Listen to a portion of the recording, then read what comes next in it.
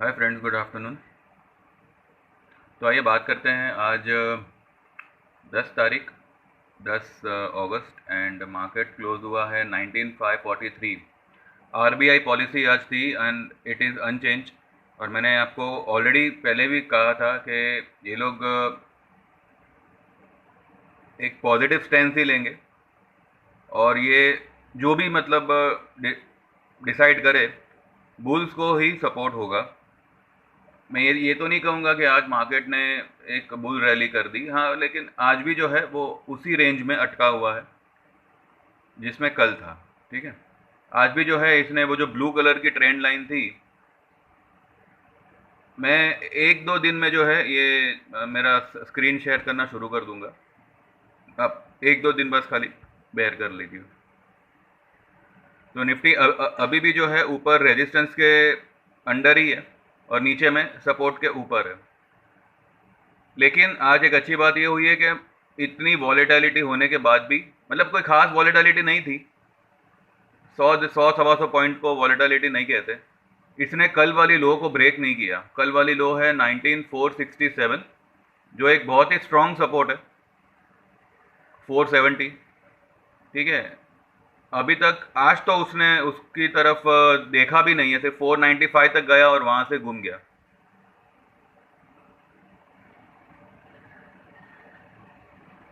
सी market में जब तक एक पर्टिकुलर ये जो ट्रेंड बना है, ये जो हमने जो ये ट्रेंड लाइन यहाँ पे बनाई हुई है, अगर आप देखना चाहो तो आप इस तरीके से देख सकते हो।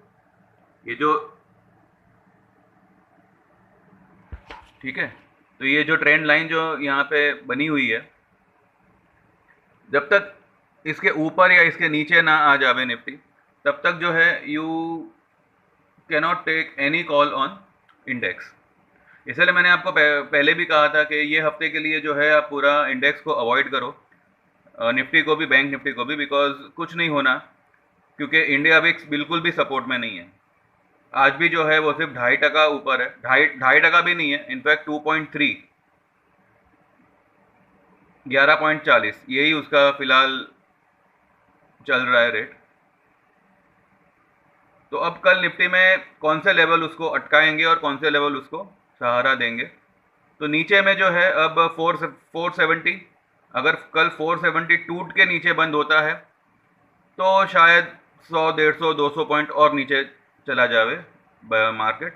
और अगर मानो कल की क्लोजिंग अगर 599 608 सॉरी 19608 के ऊपर आ जाती है तो एक ट्रेंड ब्रेकआउट होगा ये। और कल जो है फ्राइडे है तो वीकली क्लोजिंग भी आएगी। अब यहाँ पे एक स्ट्रांग बात ये हुई है कि जो रिलायंस है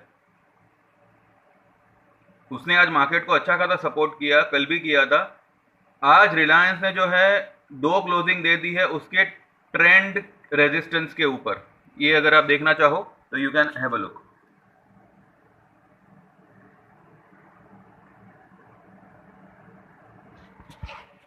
ठीक है, तो ये जो ट्रेंड लाइन जो मैंने बनाई हुई है उसके ऊपर रिलायंस ने दो क्लोजिंग दे दी है। तो Reliance is totally bullish now, जब तक वो इसके अंडर वापस ना आ जावे। वैसे अभी इसके नीचे आना थोड़ा मुश्किल लग रहा है रिलायंस के लिए, क्योंकि क्योंकि ये एक ट्रेंड ब्रेकआउट है और दो क्लोजिंग ऑलरेडी हो चुकी है। तो रिलायंस अभी एक स्ट्रॉन्ग स्ट्रॉन्ग कैंडिडेट होगा बुल्स के लिए। ठीक है, मैंने मेरे ग्रुप में रिलायंस लेने के लिए कहा था 2463 पे, 63 या 64 पे कहा था, और मैंने उसको 2509 पे बुक करवाया था। ये मैंने यूट्यूब पे भी बोला हुआ है, ये कुछ 4-5 दिन पहले की बात है। और मैंने ये कहकर बुक करवाया था कि जो है ये स्टॉक 2480-90 फिर आएगा, तब आप उसमें पोजीशन बनाइएगा। कल ही वो आया था and I just missed to tell my people. Anyways, उसके अलावा हमने और भी कई सारे स्टॉक्स में खरीदी की हुई है आज। पर कहने का मतलब ये है कि जो मेरे लेवल्स थे वो एकदम एग्जैक्ट थे। 2509 से लेके 2515 के बीच में मैंने कह दिया था कि आप लोग निकल जाइएगा। ये स्टॉक 2480-70 तक फिर आएगा, 90 तक शायद फिर आएगा, और वो आया भी, 2480 तक आया, और वो कल ही आया था। और वहीं पर जो है बाय बन जाना चाहिए था, और वो बना भी था, और आज रिलायंस आया है 2550। इसका मैंने 2800 का टारगेट दिया हुआ है। अब इसमें कोई भी डिप आती है then will think of taking a position. ठीक है,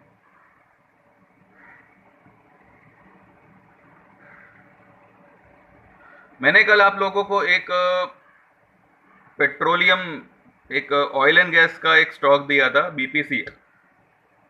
बीपीसीएल की कल की क्लोजिंग 360 की, और मैंने कहा था कि ये स्टॉक 361 के ऊपर निकलेगा तो ये तेजी करेगा। इसने 361 की हाई बनाई, सॉरी, कल इसकी 361 की हाई थी, और कल इसने एक बुलिश हैरामी टाइप पैटर्न बनाया हुआ था। आज इसने ओपन करी 361 के ऊपर ही ओपन करी, और नीचे में कितना गया, 359 गया, लेकिन वो मेरे ख्याल से बाद में गया। उससे पहले वो 360 ही उसने लो बनाई थी, और हाई बनाई 365 की।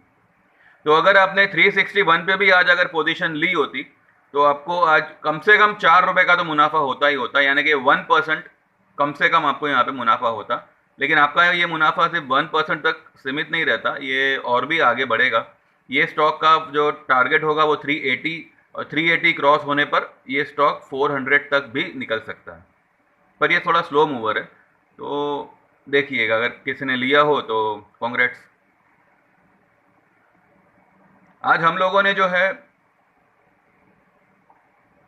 ने आज क्या किया वो मैं आपको एक ऊपर ऊपर से थोड़ा बहुत बता देता हूँ।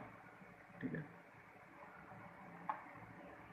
मैंने कल भी आप लोगों को कहा था कि आरबीआई पॉलिसी में चाहे कितनी भी अफरा तफरी हो, आप कंफ्यूज, आप पैनिक मत होइएगा, कुछ शॉर्ट में मत आइएगा, क्योंकि ये लोग शॉर्ट शॉर्ट कर करके ही जो है मार्केट को एक ऐसी ऐसी मतलब डायरेक्शन में डाल दिया है कि ऐसे ऐसे अनबिलीवेबल टारगेट्स अभी निकल के आ रहे हैं कि लाइक क्या करे कुछ समझ नहीं आ रहा। बाय ऑन डिप्स ही करना है, लेकिन अग्रेसिव बाय और अग्रेसिव शॉर्ट नहीं करना है। ऐसा नहीं कि अगर आप 1000 शेयर ले सकते हो बाइंग में, तो आप फिलहाल 500 शेयर लीजिए। ठीक है, और अगर आप शॉर्ट करना चाहते हो, अगर आपको 4 लॉट शॉर्ट करने हैं, तो भाई आप एक ही लॉट शॉर्ट करिए। ठीक है, तो don't be so aggressive in buying और इन सेलिंग।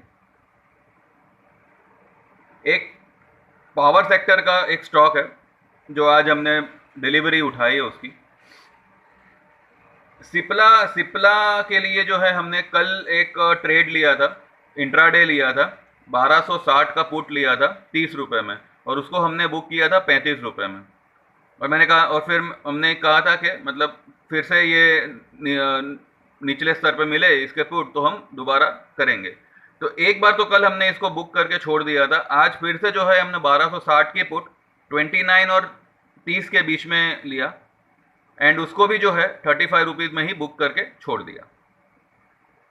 तो इस तरह से जो है 5-5 रुपये आपको सिप्ला में 2 बार कमाने मिले हैं। ऑल टुगेदर 10 रुपये यहाँ पे आपको मिले हैं, और 650 का लॉट साइज है। तो आप सोच सकते हैं कि आपको क्या मुनाफा हुआ है। ठीक है, अब देखते हैं सिप्ला में अगर कल कोई गैप अप आता है और अगर कुछ पुट वगैरह सजेस्ट होता है, then will take it, otherwise will leave it. एक ऑटो सेक्टर में हम लोग लॉन्ग है, एक स्टॉक है हमारा, बढ़िया स्टॉक है ऑटो का, उसमें वी आर लॉन्ग।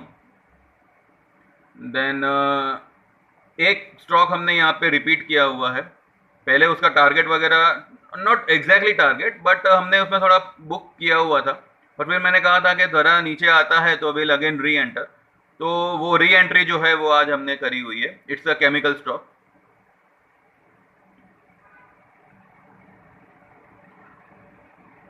एक मेरा फाइनेंशियल स्टॉक मैंने कुछ 2 तारीख को दिया हुआ था कैनफिन होम्स। कैनफिन होम्स जो है वो हमने 718 पे बाय किया हुआ था इनफैक्ट, और उसमें से आधे ही 70% पोजीशन जो है 748 पे हमने निकाल दी थी। 718 पे लेके 748 पे हमने निकाल दी थी, एंड री एंटर हम करेंगे 720 के लेवल पे। तो आज जो है 718 का उसने लो बनाया और हमने 725 पे एंट्री ली, और 725 पे एंट्री लेने के बाद 750 पे सारा माल भी सोल्ड आउट। अब जिन लोगों ने होल्ड रखा है उन्होंने रखा है, पर हमने मतलब एक छोटा ट्रेड लिया था, तो इसलिए मैंने आपको ये कंपनी का नाम डिस्क्लोज किया, अदरवाइज मैं नहीं करता। तो किनफिन होम्स जो है उसमें से हमने मतलब 2 बार ट्रेड करके we have book the profit.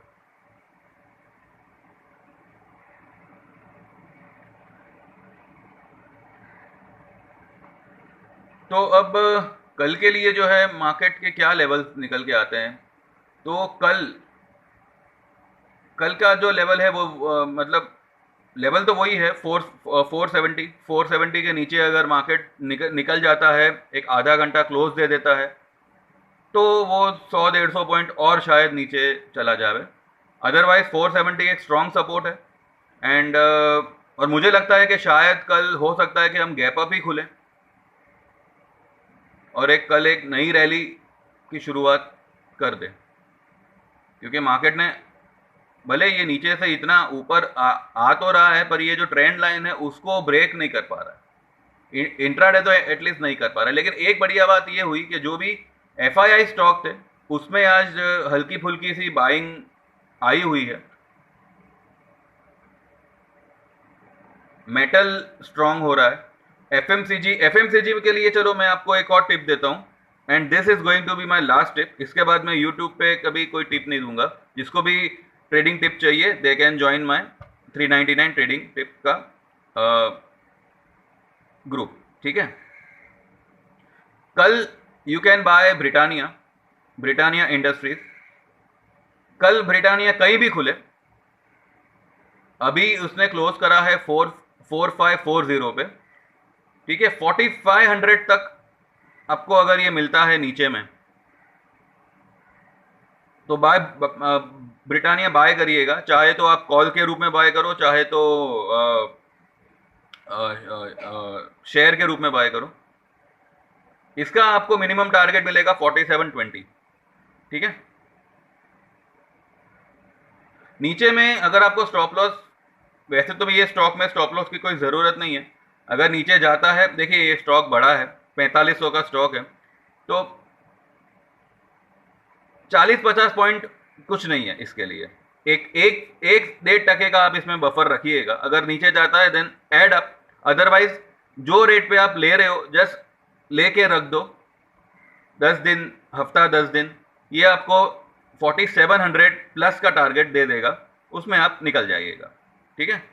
और कल जो मैंने आपको बीपीसीएल दिया था वो भी कल मूवमेंट में आएगा, बिकॉज आज जो है क्रूड रिपोर्ट आएगा यूएस से, और यूएस में इन्फ्लेशन डेटा भी आएगा।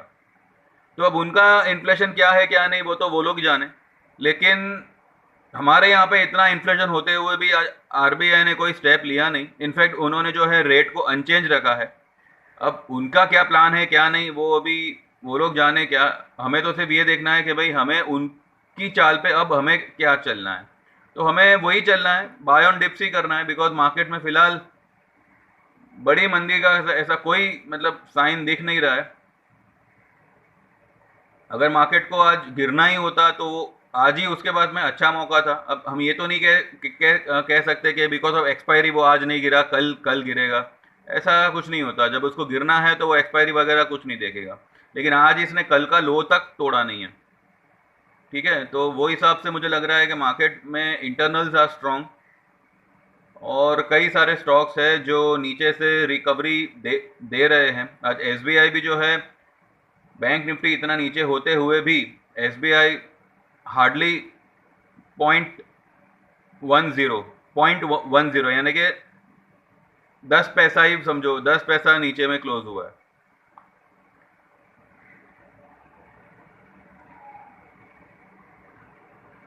तो फिलहाल तो there is nothing to worry about in the market, बस लेकिन ज़्यादा अग्रेसिव पोजीशन मत बनाइएगा, ठीक है। और कल या मैक्सिमम परसों से जो है मैं स्क्रीन शेयर करना शुरू कर दूंगा।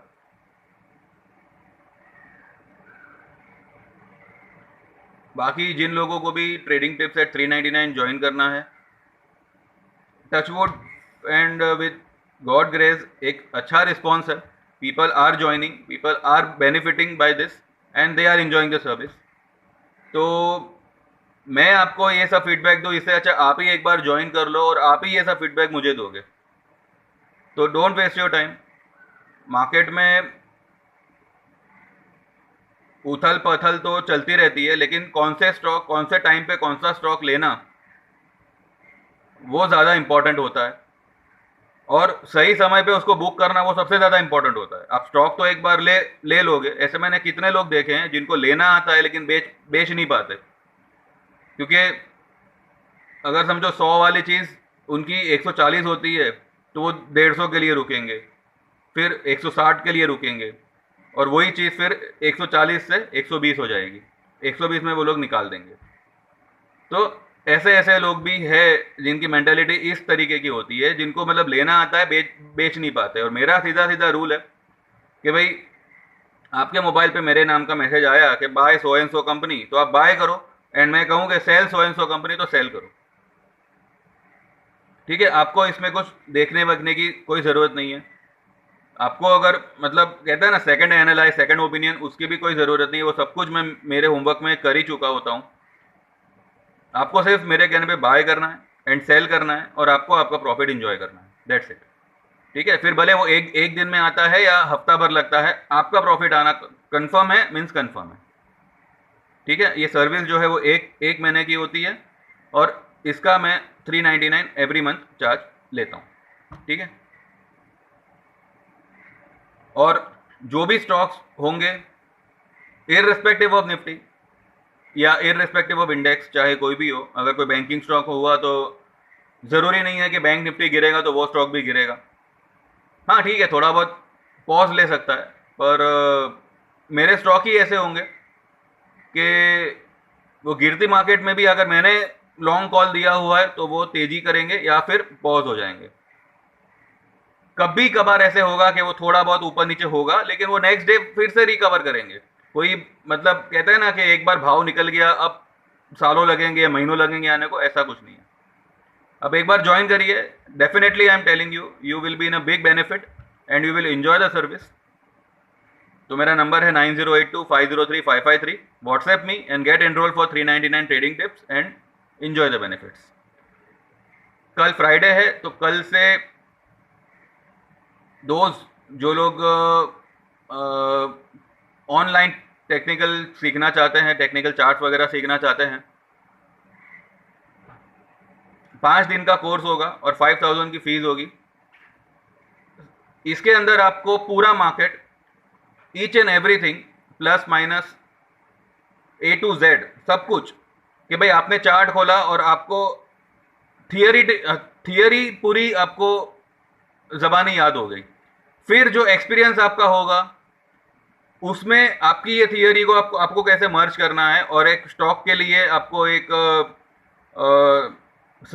सजेशन निकालना है,